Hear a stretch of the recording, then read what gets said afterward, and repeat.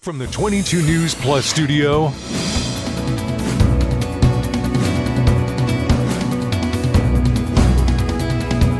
this is 22 News in Focus with Patrick Berry. Hello, everyone, and welcome to this edition of InFocus. I am your host, Patrick Berry.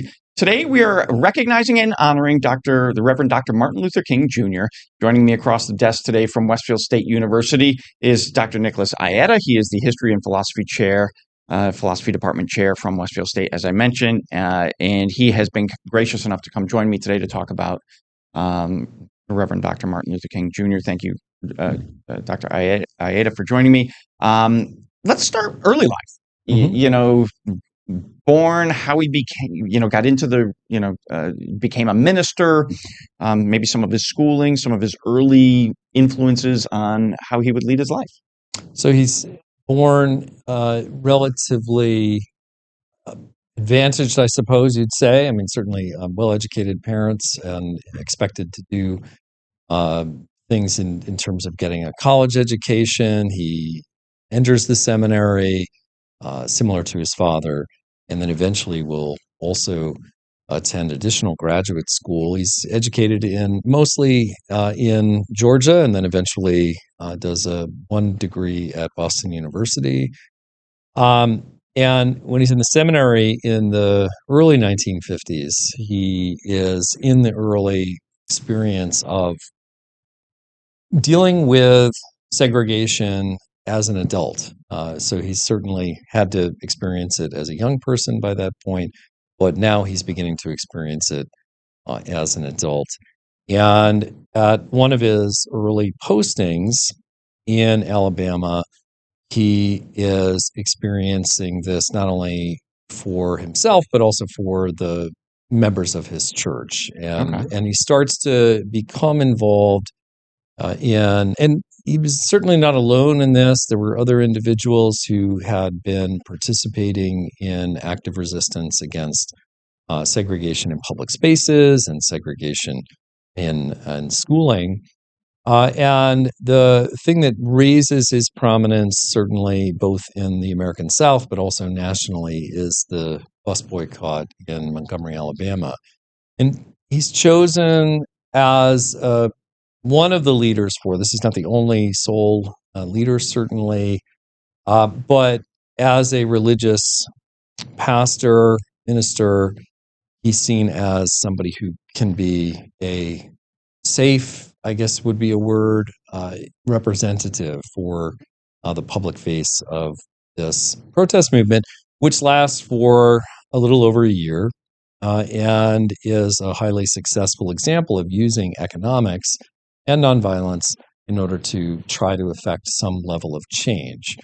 So that coincides with a creation of and a request that he become the leader for the Southern Christian Leadership Conference, and that sort of is our springboard initially, getting us into the late 50s and early 60s. And his wife Coretta played like a lot of men of the era.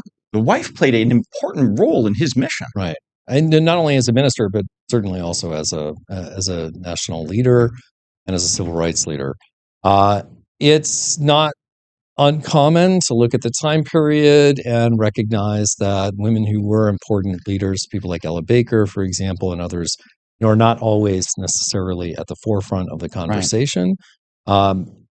King is unique. We'll talk about this obviously in a bit here, but is unique in the sense that he is the only named holiday in the United States. The other named ones went away over time. Were combined, for example. Right. So Washington's Day, now President's Day, and so on.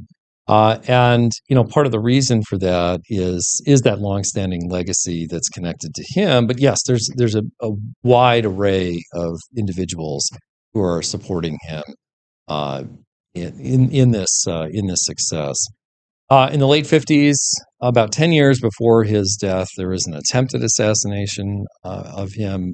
This fails, but was a lot closer than people might want to think. An individual who believed that, and this will play a role in the in the future here, an individual who believed that he was conspiring with communists against them personally. There was a female assassin stabbed him with a letter opener while he was in New York. In New York City, right? Yeah. And so he ends up surviving this, and that's a pretty important survival there, because then in the 1960s, he's going to emerge as a prominent focal point for additional civil rights action.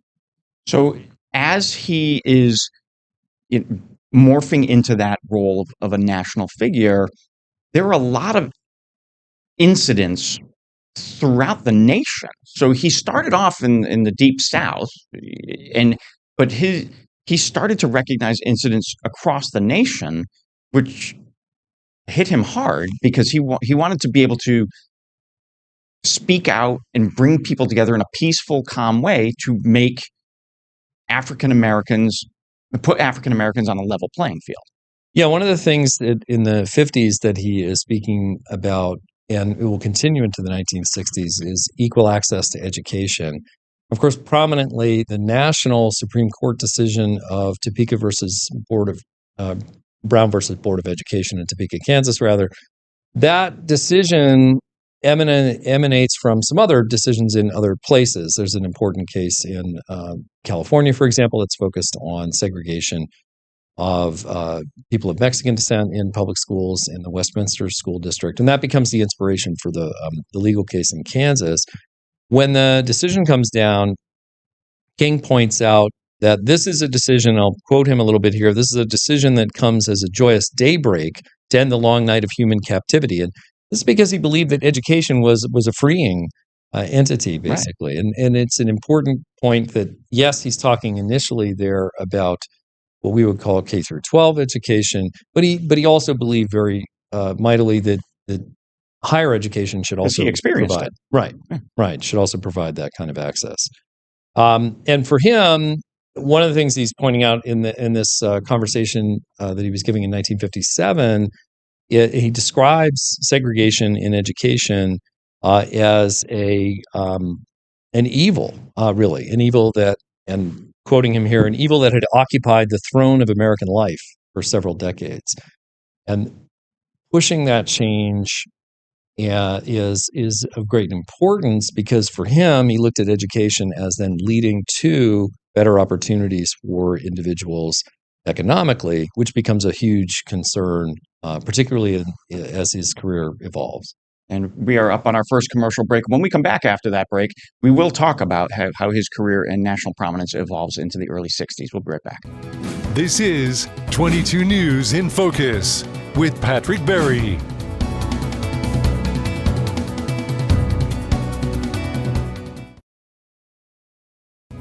This is 22 News in Focus with Patrick Berry.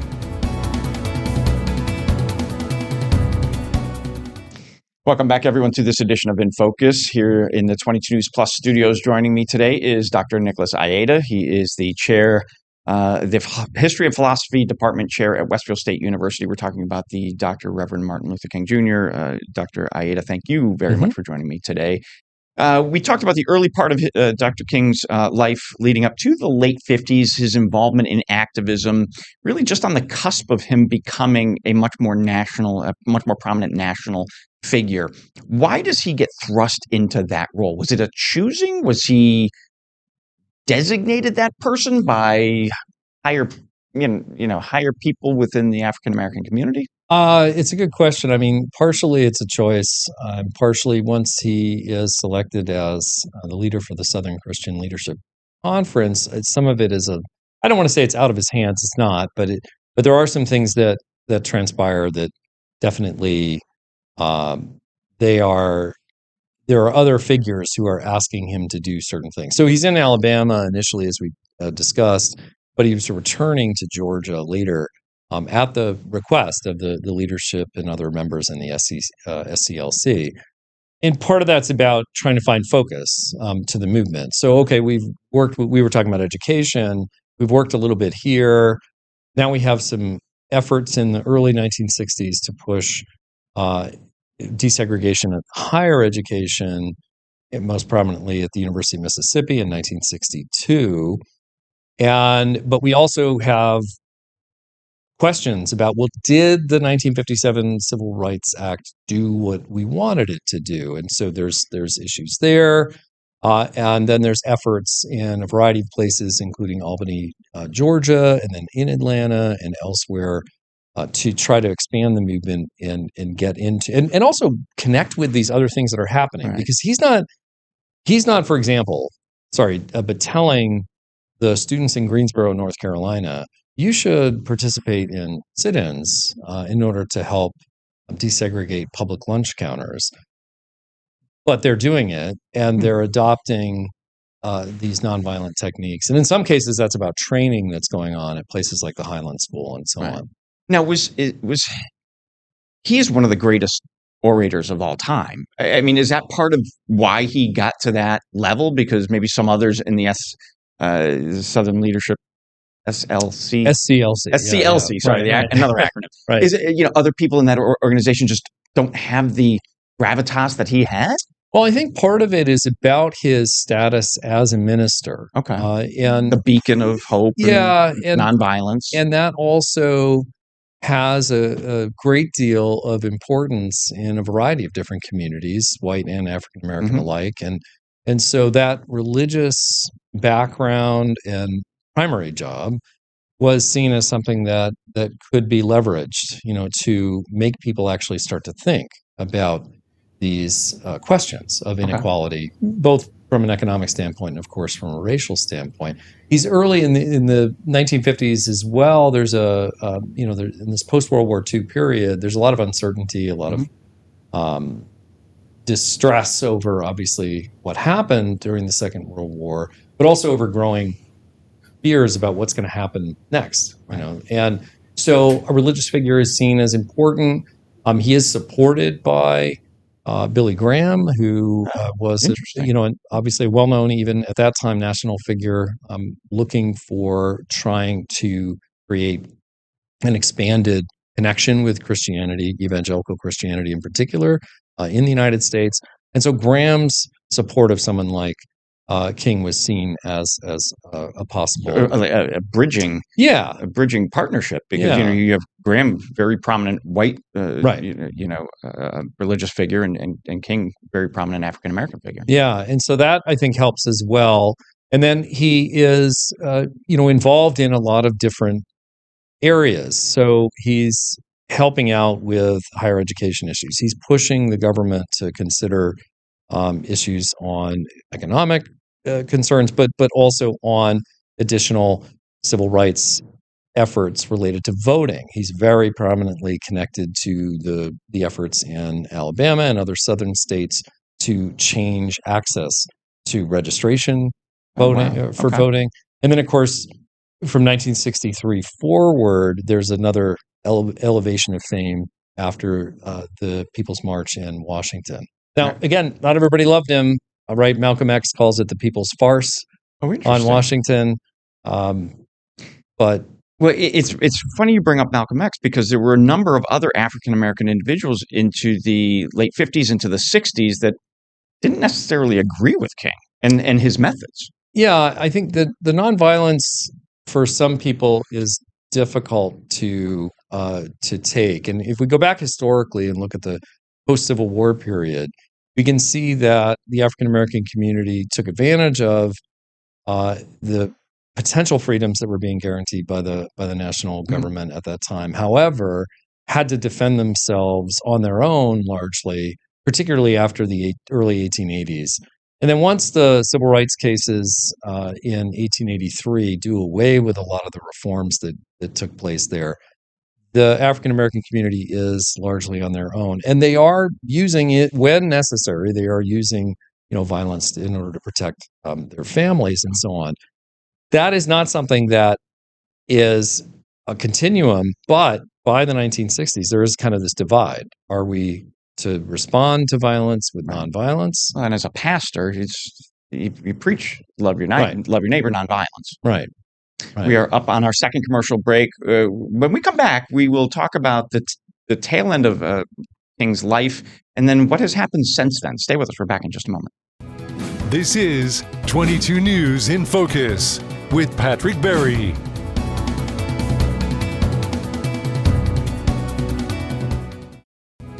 This is 22 News in Focus with Patrick Berry.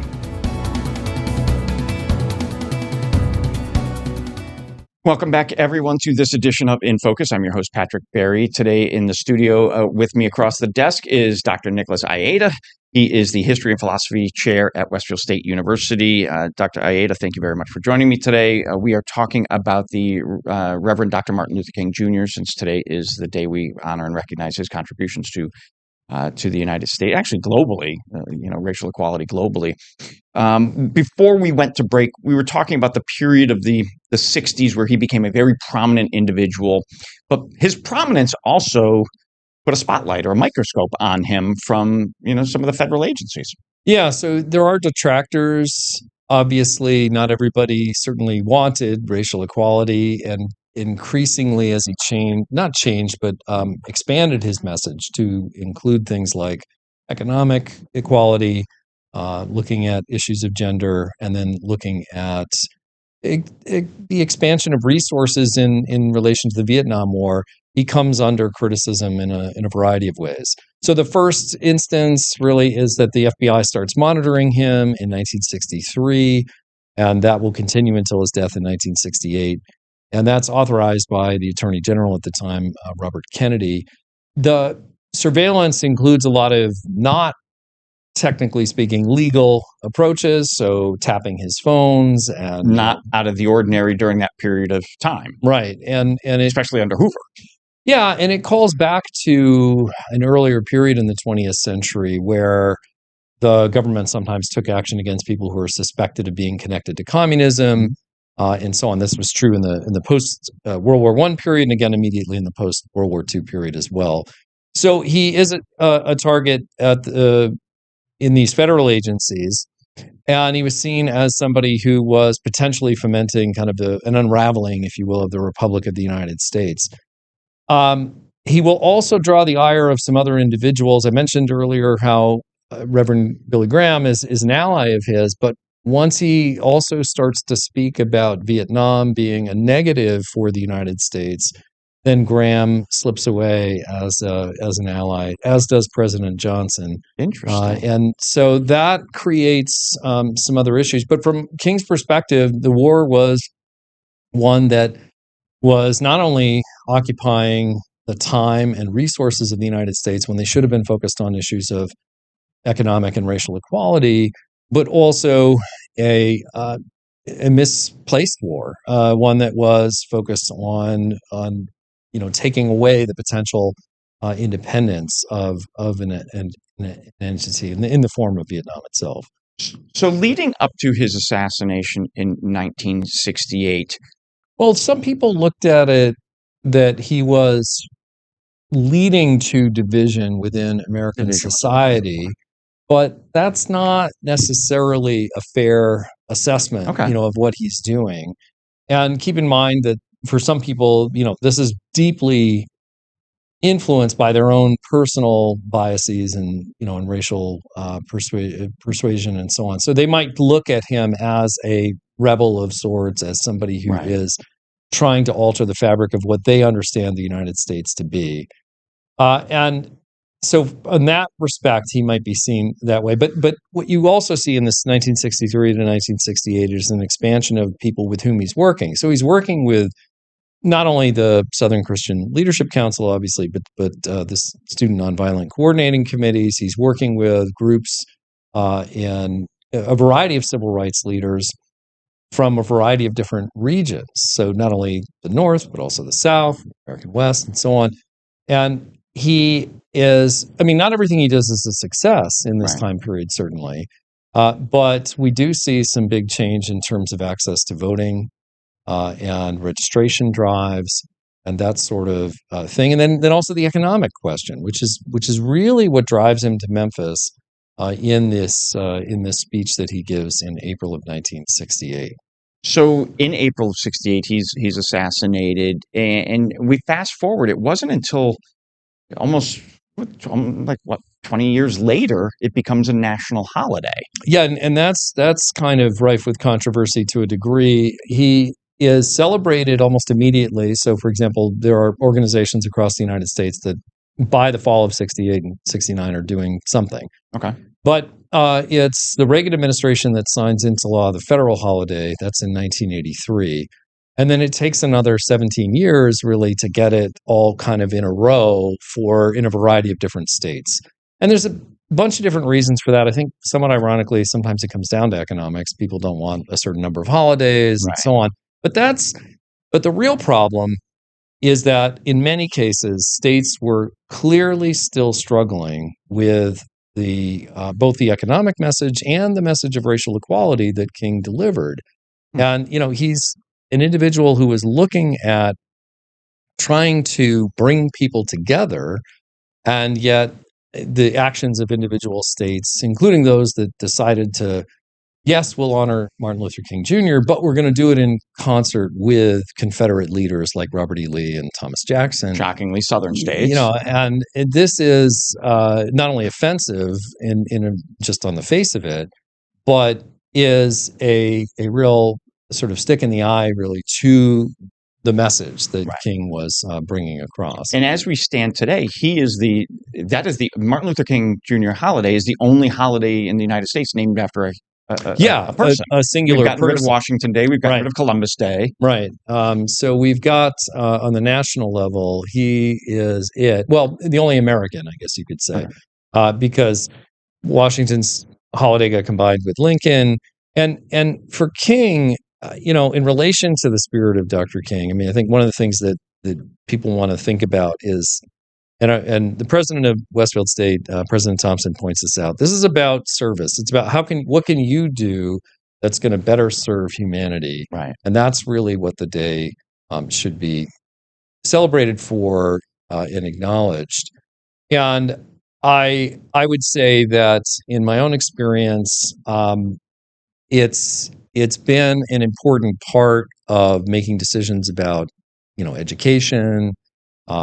I visited Memphis on Martin Luther King Day in 1999 to go to the Civil Rights Museum. So there are different reasons that you end up, you take action, not only in terms of learning more about the history, but then also what can you do in your classrooms or in your daily life that is going to celebrate the legacy. And that's what we do today, is celebrate the legacy and give back to our communities and keep this country moving forward. Dr. Ayeda, I can't thank you enough for joining me today to educate me and our viewers about the Reverend Dr. Martin Luther King Jr. Thank you so much. Thanks. This is 22 News in Focus with Patrick Berry.